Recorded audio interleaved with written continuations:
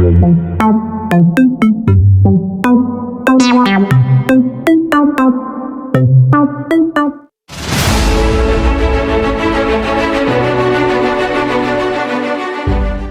pembantaian massal PKI tahun 1965 sampai tahun 1968.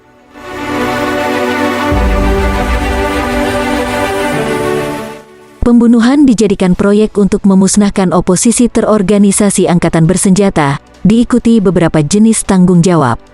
Tanggung jawab pemimpin militer adalah konsekuensi kekuasaan mereka. Siapapun yang berkuasa pada masa pembantaian, bertanggung jawab atas semua yang mereka lakukan, dan apa yang tidak mereka coba hentikan. Semakin besar kekuasaan yang menyebabkan atau mencegah pembunuhan, lebih besar lagi tanggung jawabnya. Dengan fokus pada si pemberi perintah dan jenis perintah, tujuan kami bukanlah untuk menunjukkan dengan tepat siapa yang harus bertanggung jawab, tidak pula memberi gambaran tentang sifat sistematis pembunuhan. Seperti yang telah kami nyatakan sebelumnya, Nasution memerintahkan pembersihan PKI secara menyeluruh, baik para anggota maupun simpatisannya. Apapun yang diucapkannya memiliki arti penting, karena ia berhasil lolos dari gerakan tanggal 30 September, sementara putri bungsunya tewas tertembak di tangan orang yang berniat membunuhnya. Pada pertengahan November, Soeharto secara resmi membubarkan PKI berdasarkan mandat Soekarno pada tanggal 3 Oktober, sebagai pemulihan keamanan dan ketertiban. Ia segera mengeluarkan Kepres nomor 22 Koti 1965 yang mengesahkan pembersihan menyeluruh terhadap PKI dan simpatisannya dari pemerintahan Republik Indonesia. Berdasarkan ketetapan ini, dibentuklah tim khusus untuk menjalankan instruksi dan memberi kekuasaan kepada tim untuk meminta bantuan militer jika diperlukan. Contoh lain tentang perintah militer yang tegas diberikan John Hughes pada pemakaman Putri Nasution yang berusia 5 tahun, yakni Irma, Panglima Angkatan Laut Laksamana Edi Martadinata, mengatakan sesuatu di depan pemimpin-pemimpin mahasiswa Muslim anti-komunis. Saat dipojokkan, ia melontarkan satu kata, sikat. Mereka langsung memahami arti ucapannya. Pesannya, mereka dapat pergi dan menyingkirkan komunis tanpa campur tangan militer. Terjemahan Hughes untuk sikat terkesan eufemistis. Sebagai ungkapan sehari-hari, sikat bermakna memotong. Sedangkan maknanya dalam kamus adalah membersihkan, menyikat atau membantai. Perwira lainnya menjelaskan dalam bahasa mereka sendiri, bagaimana ia mendapatkan dukungan rakyat sipil dalam operasi pembunuhan, bahkan saat kapasitas pasukan elit khusus RPKAD tidak memadai untuk menuntaskan tugas pembantaian berskala sebesar itu. Dialah Sarwo Edi yang mengawasi langsung pembunuhan dengan begitu garangnya. Di Solo kami mengumpulkan pemuda, kelompok-kelompok nasionalis, organisasi-organisasi keagamaan, Muslim. Kami memberi mereka 2 atau 3 hari pelatihan, lalu menyuruh mereka membunuh komunis. Penting untuk disadari, pembunuhan yang direncanakan dengan matang oleh para petinggi militer ini, tidak berakhir dengan pembantaian pada Januari tahun 1966. Pembunuhan yang diatur tentara atau di bawah bendera operasi pembersihan, berlangsung mulai 1966 hingga 1968. Berbagai usaha yang dilakukan untuk menyamarkan pembunuhan yang terjadi di kemudian hari. Berbeda dari pembantaian sebelumnya, orang-orang ini tidak lagi digembar-gemborkan sedang dikuasai amarah terhadap komunis. Sejak itu masyarakat dengan efektif ditundukkan oleh perpaduan berbagai bentuk kekerasan militer. Sulit untuk menaksir skala pembantaian ini.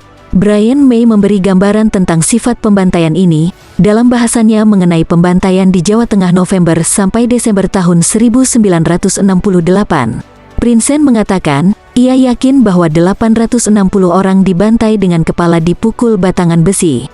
Namun, jumlah keseluruhan yang dibunuh bisa jadi jauh lebih banyak. Pembantaian terjadi setelah 2 bulan sebelumnya orang-orang yang dituduh komunis ini dikumpulkan, dimasukkan ke dalam kamp hukuman di Purwodadi, Gundi, dan Tuwu. Petugas interogasi dari Batalion 404 dan Batalion 409 menyetrum organ genital para tahanan untuk mengorek informasi tentang gerakan bawah tanah. Seseorang yang dipukuli hingga tewas sepertinya ingin dibebaskan dari penderitaannya, karena itu ia berteriak, "Aku belum mati." Teriakan-teriakan semacam inilah yang menghantui para petugas Korps Pertahanan Sipil dan membuat mereka meminta pertolongan tokoh agama. Prinsen mengatakan bahwa menurut informannya, Komandan Militer Purwodadi, Letnan Kolonel Tejo Suwarno, yang memerintahkan pembantaian tersebut. Sewaktu para tokoh agama mengancam akan mengadu ke Pusat Komando Jawa Tengah di Semarang, Tejo Suwarno memperingatkan mereka untuk tutup mulut. Tentara di Jakarta menyangkal bahwa telah terjadi pembantaian.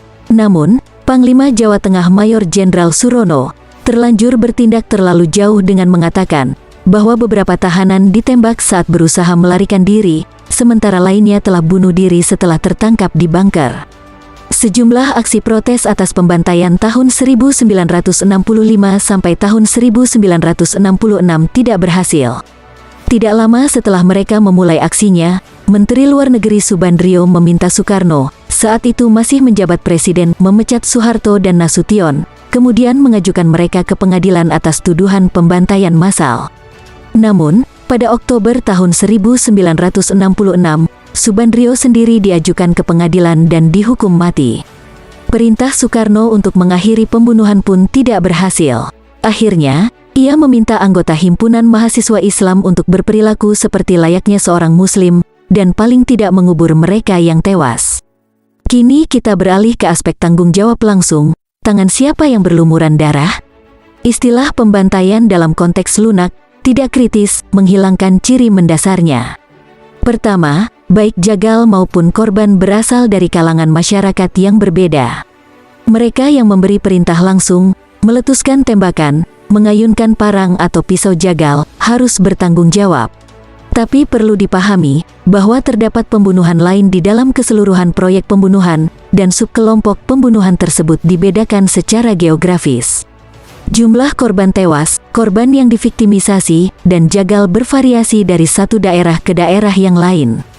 Komunis, simpatisan baik yang asli maupun dikenai tuduhan, warga desa yang terlibat konflik lokal, laki-laki, perempuan dan bayi-bayi termasuk ke dalam kategori korban. Sementara itu, jagalnya berasal dari anggota militer, orang-orang Islam, Katolik, Protestan, Hindu, anggota PNI, laki-laki, perempuan dan anak-anak yang berpotensi dibunuh setelah membunuh atau berbalik menjadi informan dan memberi daftar nama kepada tentara. Pembunuhan dimulai di Sumatera Utara pada tanggal 1 Oktober. Segera setelah Brigadir Jenderal Kemal Idris menerima berita kudeta, ia bertindak tanpa perintah. Kemal Idris memerintahkan anak buahnya untuk membersihkan komunis dalam radius 5 km dari markas mereka di tebing tinggi. Hughes mengungkapkan, setelah Kemal Idris mendapat izin membersihkan komunis, anak buahnya dengan segera membantai 204 pekerja perkebunan karet di Medan. Basis PKI di Jawa Tengah terbilang sangat kuat. Para pendukung gerakan tanggal 30 September merebut kendali atas kantor pusat wilayah, membunuh Komandan Resimen Yogyakarta, Kolonel Katamso, bersama Kepala Staf Letnan Kolonel Sugiono. Sekitar waktu itu, Kolonel Sarwo Edi yang baru saja menyelesaikan tugas pembersihan selama 2 pekan di Jakarta, meminta Soeharto menempatkan pasukan RPKAD-nya di daerah yang bermasalah, yakni Jawa Tengah. Pembantaian Sarwo Edi yang berdarah dingin menjadi legenda. Saat mendekati sebuah desa, para perempuan menunjukkan bokong mereka yang telanjang ke arah tentara di dalam mobil lapis baja. Mereka dilaporkan sebagai anggota Gerwani, seolah itu dapat menjustifikasi apa yang terjadi, tapi sulit untuk melihat kebenaran laporan tersebut, sementara tentara-tentara itu bergerak maju. Namun, perempuan-perempuan ini terus saja asyik dengan ejekan mereka. Sarwo Edi yang memimpin langsung operasi itu, memerintahkan penembak untuk memuntahkan peluru. Perempuan-perempuan itu tersungkur. Warga desa langsung maju guna melakukan perlawanan, mereka juga diberondong tembakan. Tentara bergerak dari desa ke desa, mengangkut korban-korban mereka dengan truk terbuka untuk dibunuh. Banyak dari mereka yang bahkan diperintahkan untuk menggali kuburannya sendiri. Di Jawa Timur, komposisi Banser alias sayap paramiliter Ansor, kelompok pemuda Nahdlatul Ulama, yang berpakaian hitam-hitam, begitu kuat sampai-sampai para anggotanya seringkali membantai tanpa bantuan militer. Kelompok-kelompok Ansor menyisir desa-desa, mengumpulkan komunis. Mereka mengumpulkan seluruh korbannya ke tanah lapang pedesaan yang padat penduduk, dan membunuh mereka. Beberapa dikubur di kuburan dangkal yang mereka gali sendiri, dan jasad-jasad lainnya dibuang ke sungai atau sumur. Tumpukan jenazah terlihat di sepanjang tepian sungai, hingga beberapa sungai tersumbat karena jasad. Seorang pemimpin Ansor sebagaimana dikutip Hughes, menggambarkan eksekusi yang terjadi pada tanggal 1 November tahun 1965. Tentara memberi kami 20 orang PKI yang telah mereka tangkap. Kami tahu apa yang harus kami lakukan. Kami membawa mereka ke tempat lain. Di sana kami membunuh mereka. Tidak sulit membunuh mereka. Mereka mati bagaikan burung yang ketakutan. Kami telah menyiapkan lubangnya. Kami lalu membunuh mereka dengan pisau. Bunyi senapan akan terlalu berisik.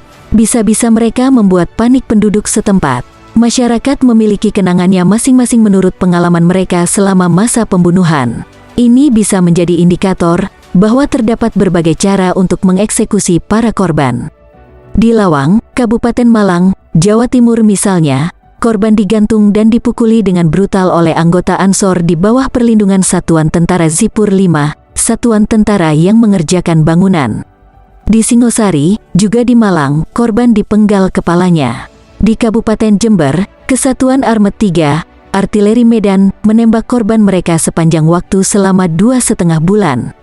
Penembakan korban oleh anggota Komando Divisi Militer, Kodim 08325 di Kabupaten Banyuwangi, berlangsung lebih dari 1 bulan. Korban lainnya dipukuli hingga tewas oleh anggota Ansor dan organisasi pemuda nasionalis, yakni Pemuda Demokrat. Pembunuhan ini diawasi Satuan Tentara Penyerang. Beberapa dari korban telah ditangkap dan ditahan sebelumnya tapi kemudian dibon atau dipinjamkan dan dibuang satu persatu sepanjang jalan. Di sana penjahat menanti mereka untuk dibunuh. Daftar nama pemberi instruksi pembantaian di Banyuwangi mengindikasikan bahwa sejumlah besar orang mengawasi proses eksekusi di kabupaten ini. Mereka termasuk di antaranya Kolonel Sumadi dari Komando Resor Militer 083, Jafar Marut, pemimpin PNI cabang setempat, Haji Abdul Latif, pemimpin cabang Nahdlatul Ulama, dan Kapten Saimin Suprapto, Kepala Bagian 1 Kodim 08325. Pembunuhan juga terjadi di pulau-pulau lain di luar Jawa. Pembunuhan di Bali merupakan pembantaian berdarah yang terbesar dan paling brutal. Pembantaian di daerah ini dimulai pada bulan Desember. Banyak di antara jagal ini adalah pemuda PNI, yang dalam sejumlah peristiwa sengaja digerakkan oleh pemuka agama Hindu. Belakangan, banyak yang bergabung dalam pembunuhan, sehingga seluruh desa, termasuk anak-anak, ambil bagian dalam perburuan komunis di pulau ini. Komunis disiksa, dipukuli dan dicincang hingga tewas sesuai kesepakatan bersama. Pembunuhan di Bali menjadi sangat tidak pandang bulu, hingga akhirnya tentara turun tangan untuk mengendalikan aksi mereka. Seperti dikatakan Sarwo Edi kepada salah seorang tokoh masyarakat di Bali, di Jawa kita harus menggerakkan orang-orang untuk membunuh komunis. Di Bali kita harus menahan mereka, memastikan mereka tidak bertindak terlalu jauh. Namun, dengan kedatangan para komando, hal terburuk pun berakhir. Seorang petugas menjelaskan, sejak saat ini, proses eksekusi diatur. Militer dan polisi bekerja sama dengan pejabat publik dan memastikan hanya orang yang tepatlah yang dieksekusi.